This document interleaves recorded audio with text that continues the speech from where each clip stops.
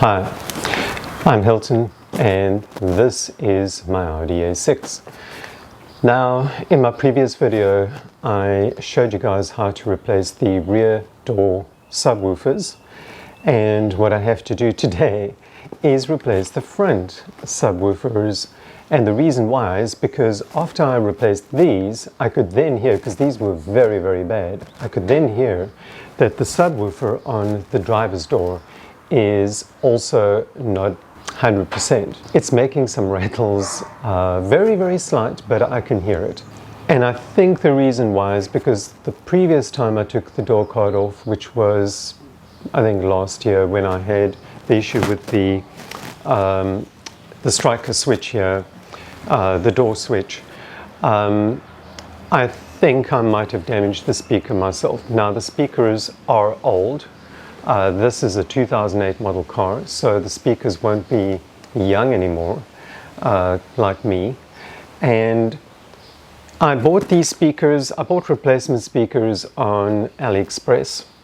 And these were from AliExpress, and they are actually performing just as well as OE speakers. So I decided to buy the front ones as well.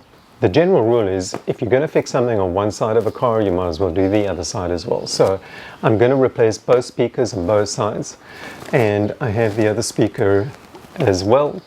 Now, they're not size specific from what I can see, although this says 382B on it, and this one says, if it was left it would say 381, but it says 382 as well. So the part number on here is 4FD 035382B, and here you can see the part number.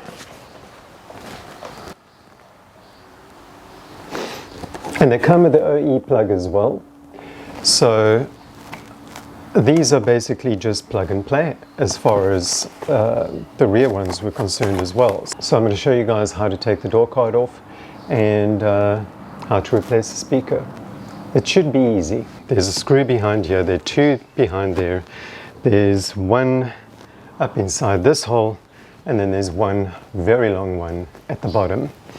And then we can start pulling the door card off. So the first thing I'm going to do is just get all the covers off.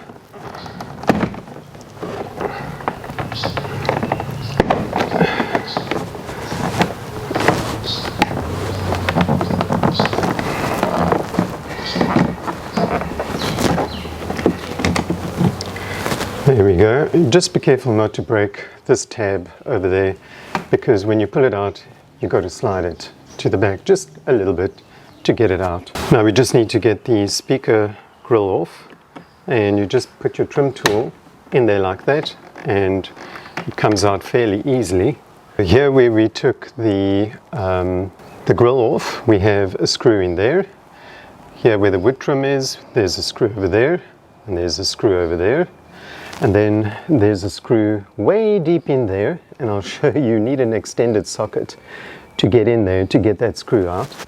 And then there's a very long screw that goes in down here. And don't make the mistake I made when I did my rear doors. I stuck that screw in here, and luckily I tested to see whether the windows go up and down, and the window hit that screw and made a horrible, horrible noise. And luckily I immediately stopped, and then I realized I put the wrong screw in here. The screw that goes in there is actually the same size as these screws that go in here.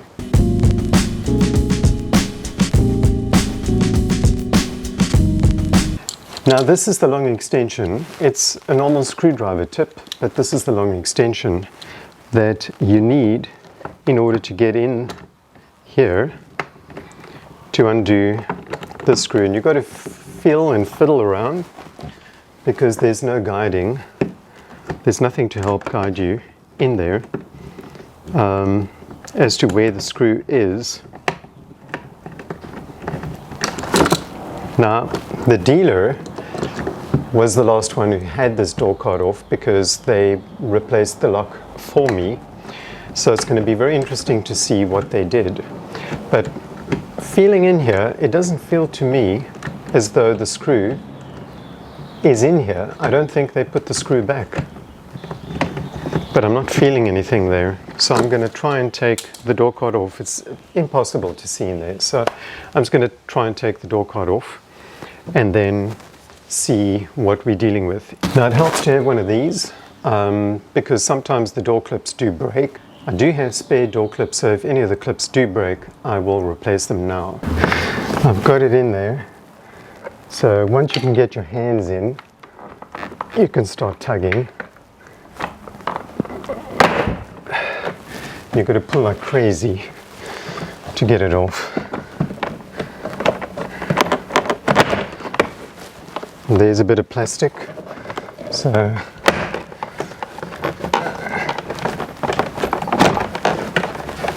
okay.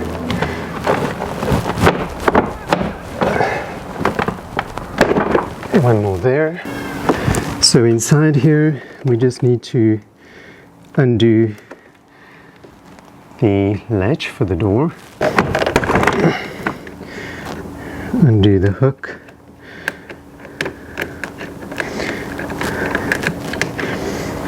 and a couple of speaker wire clips that need undoing, and then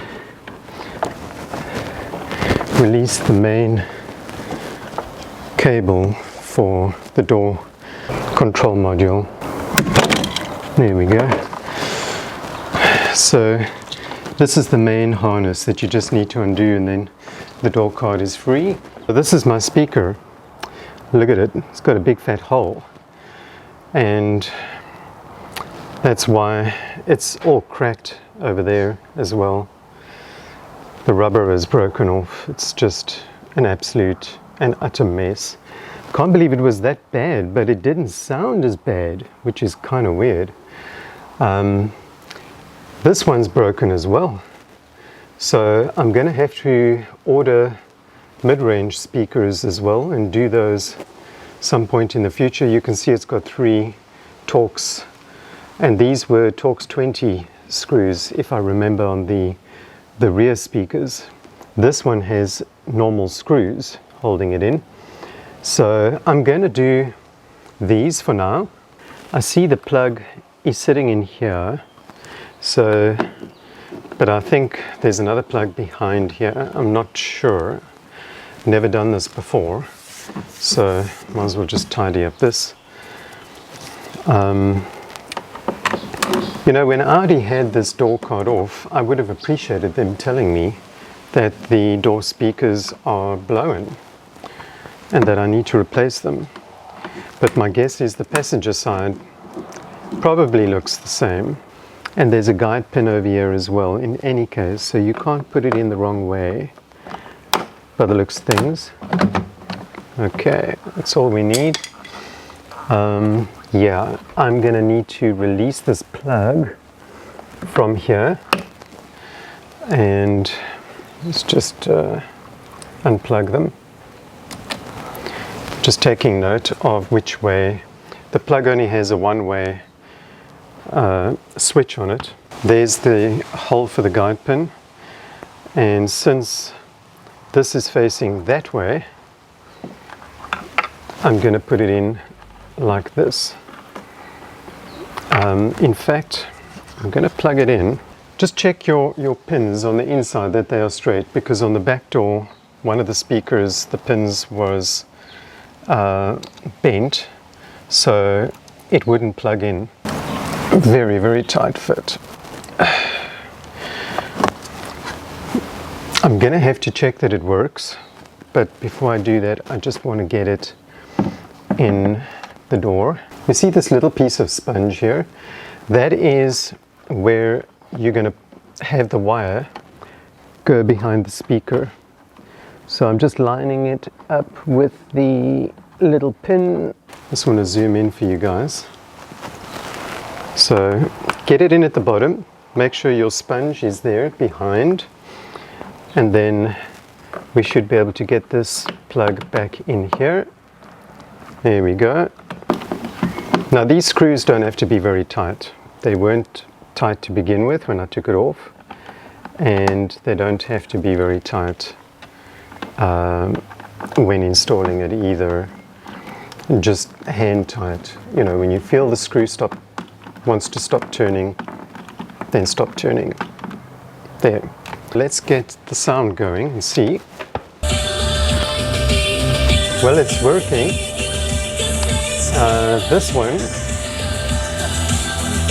This one's producing sound, but it's not rattling. So that's what the speaker looks like after I fitted it. Like I said, just make sure that piece of sponge is sitting here by this hole where your wire is going to run through to your plug. You can only put the plug in one way, so don't worry about putting it in the wrong way around. So let's compare the old one to the new one. Huge improvement. And in fact, the new speaker looks like an improvement in design overall. These AliExpress speakers I think are very good. I can't wait to replace that one. And then I think I should maybe do the mid-range on the rear speakers as well. Okay, so I'm going to do the passenger door now, and I'll show you guys what that one looks like. So I'm busy putting the door card back. I forgot to mention, I was right. Audi did not put the screw back in here. Right, so I'm busy on the passenger door, and that screw is indeed in there. I've already loosened it. And something that happened when I was doing the driver's door is I was trying to get this screw back in, but there's a hole right here. There's a hole right here behind the tweeter, and the screw popped in there. So I had to take the whole door card off the car again just to get that screw up. Now, I'm very interested to see, there's something inside this door that's been rattling and running around every time I take a corner. So my guess is there's a screw or something that's lying inside this door card, and I'll be very interested to see when I get it off what that was. Something I found when I took the door card off the other door again, I found an easier way of getting the door card away from the door. And what I did is I actually stuck my trim tool in here, and I pulled, and there you go. You now have access to putting your hand in here, and you can just tug at the plugs and get it off. Aha! This is what was loose. One of the door plugs was loose and running around inside the door. So this door card has been off at some point. I've got the door card off, and I think this is the one that was rolling around inside the car. That one over there, you can see that one's missing. This one is still stuck in the door, and I'll show you how I get them off the door again. This is the offending plug that stayed behind. You need one of these, okay, and just pull it away from the door, and you'll see they have a mechanism to push in and to pull out. Pull it out, because when you pull, it's actually supposed to release, and they don't always work great. But I'm just going to pull this one out as much as I can, and then you need to get this behind there, and then you can pull it out. You see it's got like a little push rod in there. This one's not working too great anymore, and I think that's why it gets stuck with age.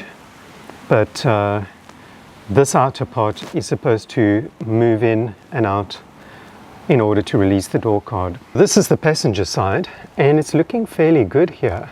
Just incidentally, that's the part number of my door control module, and you'll see I've got these solid little squares over there. And what these solid squares mean is that these door control modules can actually handle folding mirrors. So my car is already fitted with the door control module for folding mirrors, but it just didn't have folding mirrors. Now I bought an entire door card with the armrest and the switch for the folding mirrors. So all I need to do is get a set of folding mirrors and install those. But to do that, you need to get this off, which is a faff. But the problem is getting the loom, which goes to the mirror, to get that unplugged, and that is quite a faff. And I think this is the one over here that goes to the mirror, if I'm not mistaken. It goes in here, and then it goes up, and it goes into the mirror, and one needs to just undo this grommet, and then you need to undo all the plugs, because there's no way you're going to get the new cable through this grommet. So you've got to unpin the plug completely and rewire it back onto the plug, and that's why it's such a faff. But I might do that in the future, so just thought I'd let you guys know that. I've got the passenger side in, and I can't wait to replace that speaker. My God. I just want to show you guys the stark contrast between the two, and you'll see that the upper half of the speaker is darker than the bottom half because of the sun shining on it through all the years. But I don't know if you've noticed, the center cone is bigger on the new ones as opposed to the old ones. I don't know if you guys can see that, but these might be an upgrade over these. And this one is just completely faded. My guess is it's just about ready to crack and break, and I can't wait to get that off the door. I just need to plug it in and then button the door up, and then I'm done. So as you can see, not a big job. This job took me all of about a half hour to do, even though the video is much shorter. But it's not a difficult job to do.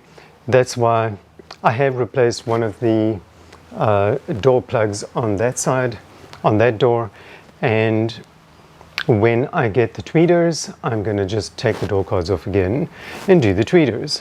I do want to have a look at the wiring for the ambient lighting, which will most likely be a video I'll do in December, because I need literally an entire day, I think, to do that, to wire up all 4 doors. What I'm going to be doing now is I'm going to be doing the dash cam, the rear dash cam camera for my dash cam, because I didn't do a video on this, I didn't bother doing a video on that, but the dash cam that I showed you guys on my dash cam installation actually failed. It just stopped working. It was draining the car's battery. I had to replace the car's battery because that was like $450, and for the life of me, I could not understand why this dash cam just would not work. It just wouldn't work. So I bought another one, also with a rear camera, 4K front, 2K rear. And I've already put the new dash cam on, and it's working great now. It's no longer running the battery down. It turns off when I turn the car off. So it's not acting up. I think the other one was actually just faulty.